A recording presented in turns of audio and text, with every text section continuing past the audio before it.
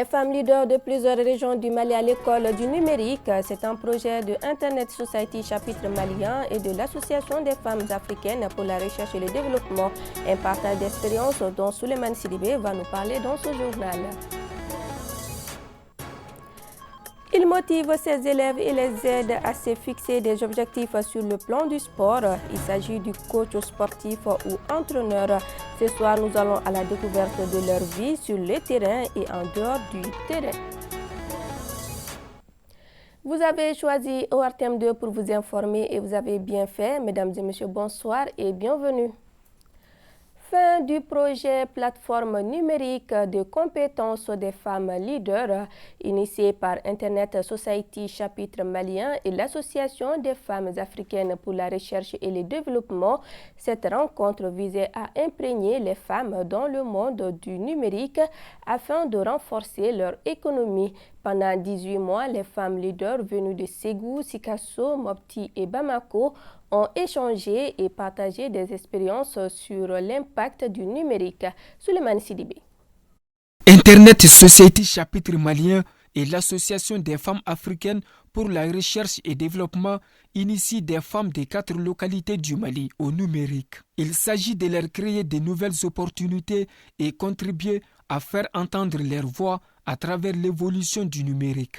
C'est donc tout l'intérêt du projet plateforme numérique des compétences des femmes, une initiative conjointe et financée par Internet Society Foundation. La finalité recherchée, c'est l'autonomisation pleine de la femme malienne, sa participation totale au développement socio-économique du pays.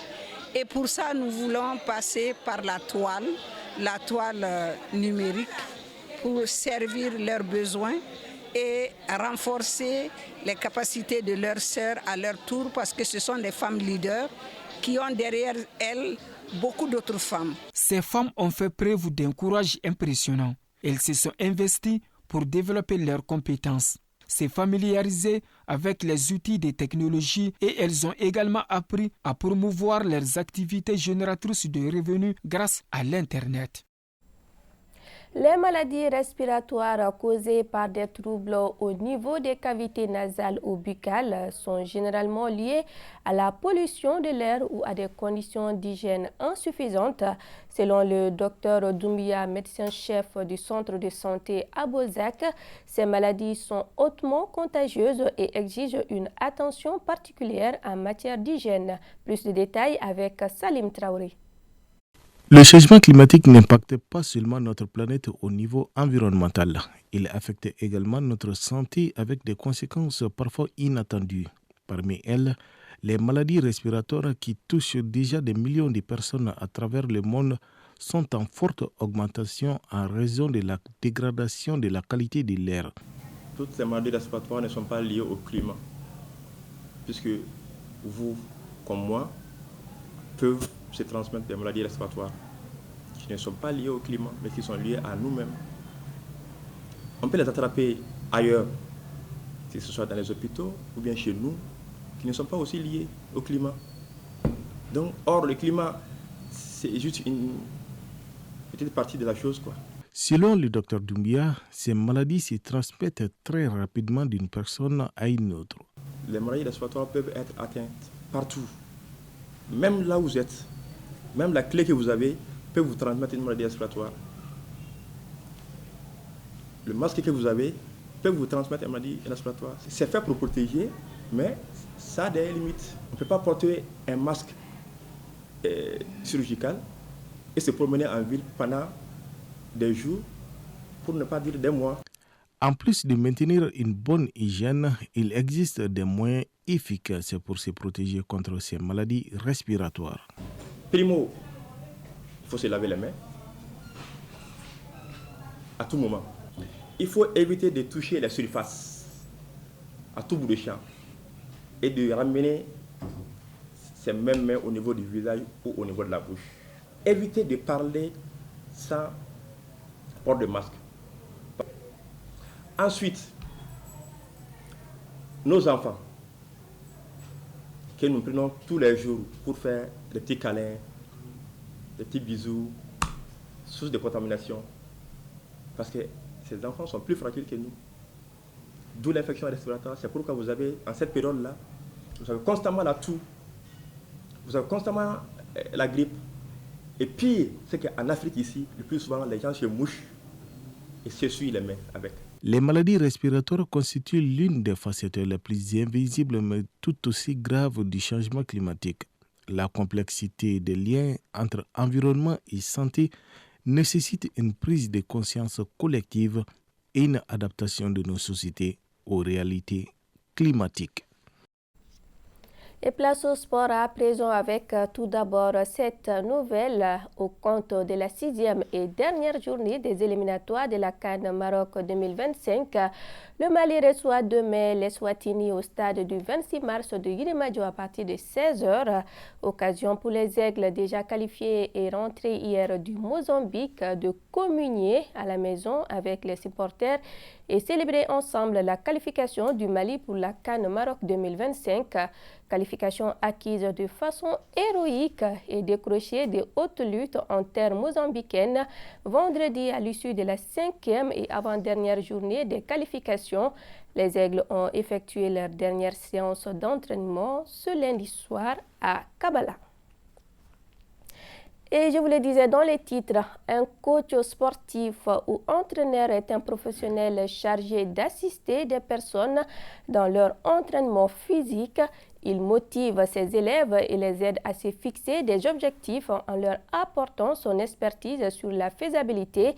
Toutefois, ces coachs exercent souvent d'autres fonctions hormis leur profession d'entraîneur.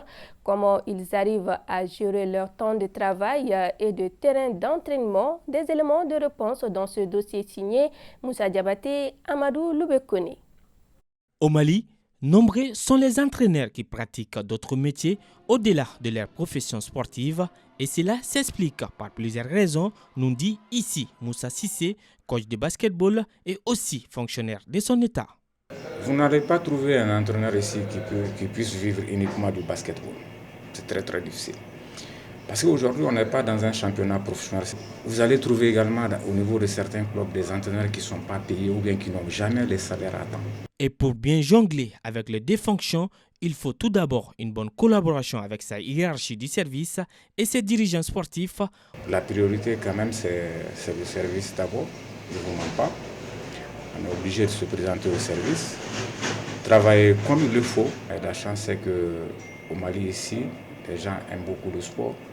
Donc ils collaborent et nous autorisent à participer à nos compétitions. Voilà, nous les remercions beaucoup pour ça.